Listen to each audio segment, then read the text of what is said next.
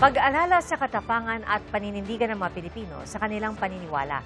Yan po ang laman ng naging mensahe ni Pangulong Bongbong Marcos sa paggunita ng ika-43 anibersaryo ng pagkamatay ni dating Senador Ninoy Aquino.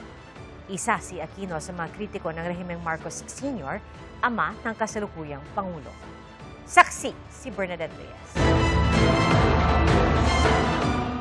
Payak pero makabuluhan ang paggunita sa 43rd anniversary ng pagpaslang kay dating Senador Ninoy Aquino. Sa isang simpleng misa, ginunita ng pamilya at mga supporters ni Ninoy ang kanyang alaala.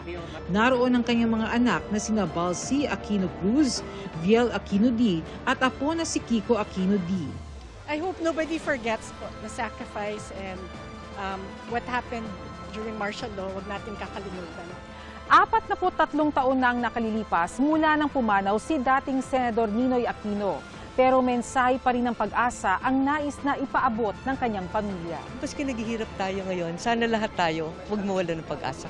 Hindi nakadalo si Chris Aquino pero naroon ang kanyang anak na si Bimbi. Hindi pa siya napapanganak noong mamatay ang kanyang lolo. Pero panawagan niya, mahalagang makilala ang papel ni Ninoy sa kasaysayan. Research. There's a lot of videos of Lolo on YouTube. You'll really get to know him as a person. Just research and trust reliable sources. Isa si Ninoy Aquino sa mga kritiko ng rehimen ni Pangulong Ferdinand Marcos Sr.